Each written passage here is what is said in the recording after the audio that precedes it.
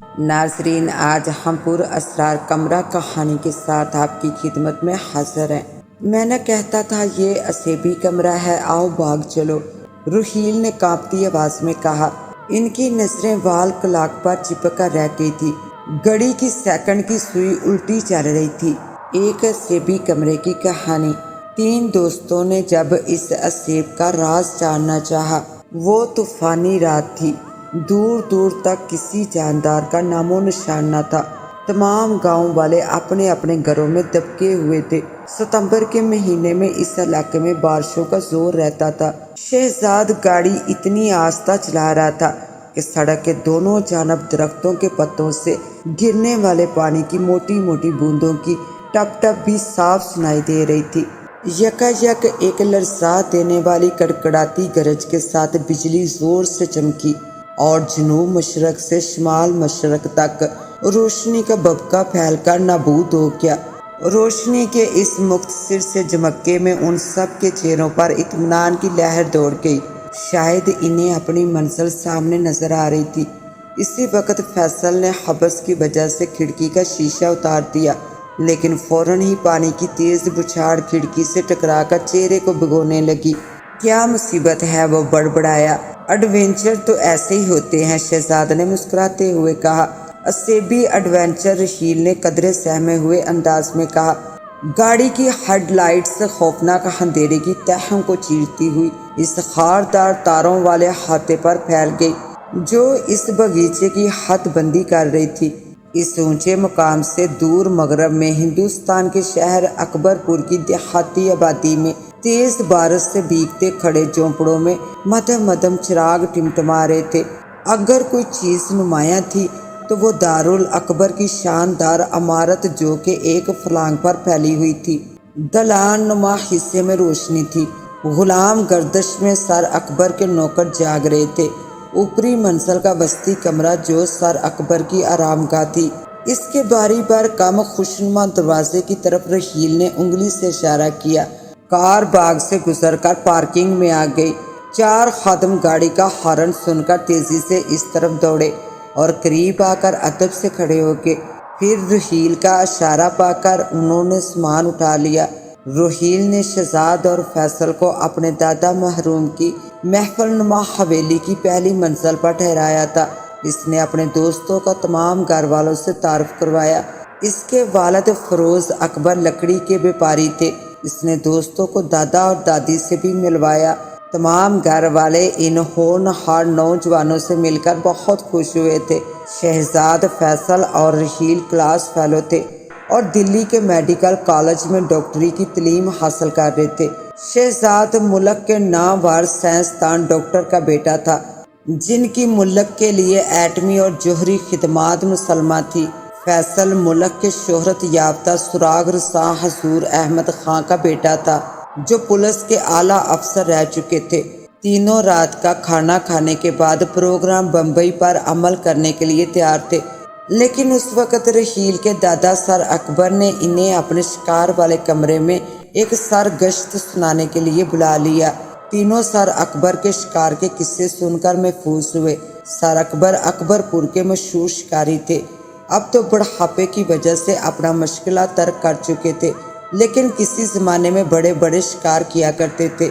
ان کے کمرے کی دیواروں پر لگی شیریاں، چیتے، ریچھ اور تیندوے کی کھالیں ان کے کارناموں کا منہ بولتا ثبوت تھی۔ ایک دیوار پر جنگلی بھینسے کا سر بھی لٹک رہا تھا۔ یہ سر عام سائز میں کافی بڑا تھا۔ دادا نے بتایا کہ کسی زمانے میں اس بھینسے نے اکبر پور کی دیہاتی آبادی میں آفت برپا کر رکھی تھی۔ دادا کی بندوقیں دیواروں پر سجی ہوئی تھی۔ دادا، آپ تو ماشاءاللہ بڑے بہادر شکاری اور دلیر انسان ہیں۔ درندے آگ برود آپ کا کھیل رہے ہیں۔ آپ نے کبھی اسیبی دروازے کو کھولنے کی کوشش کی یا دوسروں کی طرح گریز کرتے رہے؟ رحیل نے پہلو بدلتے ہوئے نظریں دیوار پر مرکوز کر دی۔ دادا نے ایک ٹھنڈی آہ بھرتے ہوئے کہا، بیٹا، یہ دروازہ کھولنے کی کوشش کی تھی لیکن کامیابی نہیں ہوئی۔ پھر تمہاری دادی کے پیر نے منع کر دیا تھا کہ اس کے اندر آتشی چڑیل موجود ہے، لہٰذا اسے چھیڑنا حویلی میں آگ بھڑکانے کے برابر ہوگا۔ चनाचा फिर कभी जसारत ना हो सकी। सर अकबर ने वजाहत करते हुए बताया। फिर चौंक कर बोले, और बेटा तुम लोग भी इस कमरे से दूर ही रहो, वो कमरा बड़ा पुरअसरार है। तुम्हारी दादी का पीर कहता है कि इसके अंदर जाने वाला जिंदा वापस नहीं आ सकता। छोड़िए दादा जान, ये चुड़ैलों भूतों का नहीं, साइंस का ज़माना है, अब ऐसी बातों पर कोई यकीन नहीं करता। रहील ने मजाकिया अंदाज में कहा, ना बेटा ऐसी बातें ना करो, बहुत सी बातें अक्ल से बहुत आगे की होती हैं। कुछ देर बैठकर ये तीनों आराम करने के इरादे से उठ खड़े हुए। दादा ने इन्हें मुस्कुरा कर रुखसत किया। तीनों तेज तेज चलते हुए गुलाम गर्दश से गुजरकर बड़े से आरास्ता रूम में दाखिल हो गए।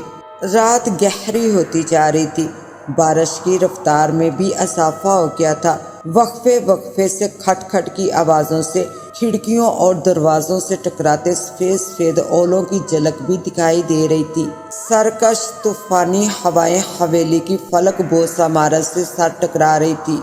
जहाँ खला होता, हवा का तूफान शाएं शाएं की परहौल आवाज़ से माहौल को लरसाता जाता।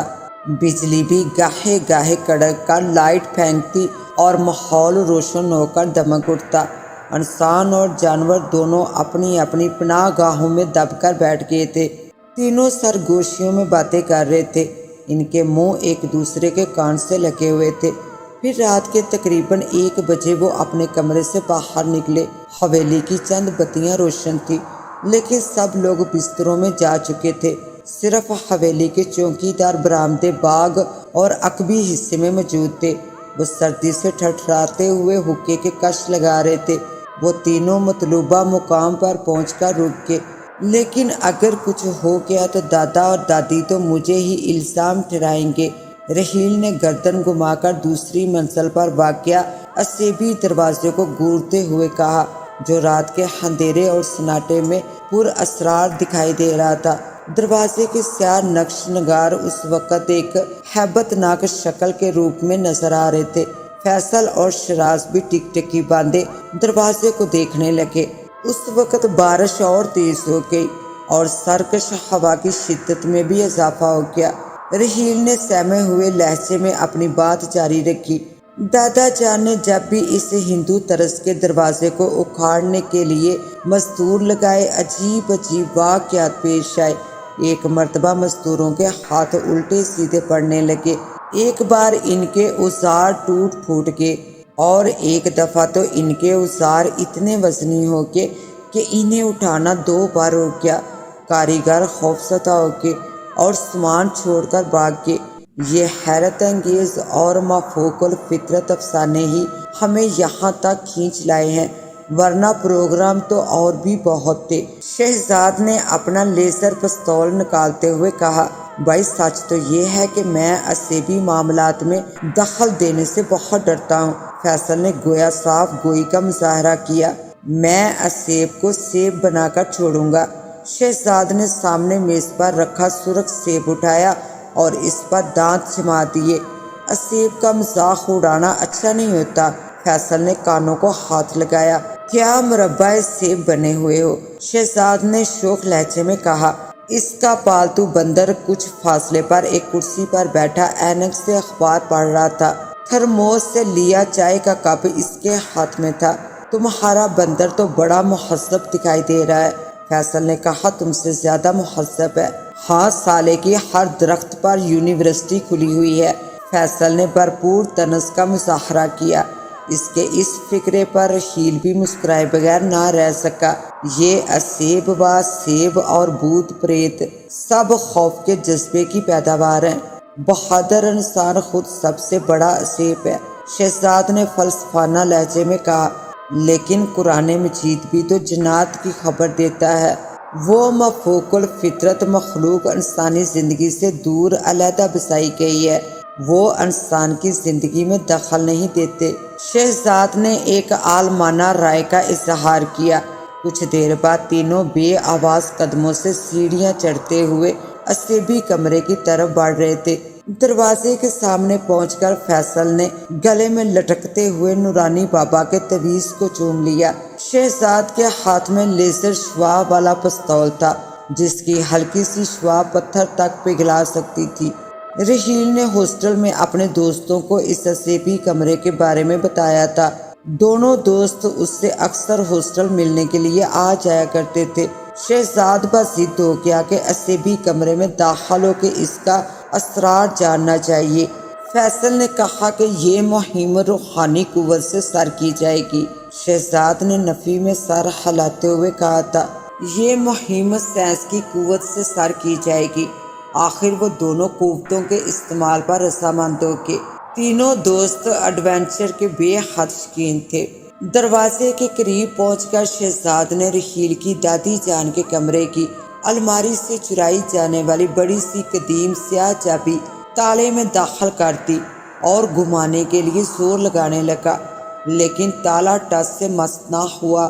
اس وقت شہزاد غصے میں آ کر لیزر پستول استعمال کرنا چاہتا تھا کہ فیصل نے نورانی بابا کے تعویذ کی ہلکی سی پھوٹنے والی روشنی تالے پر مرکوز کر دی۔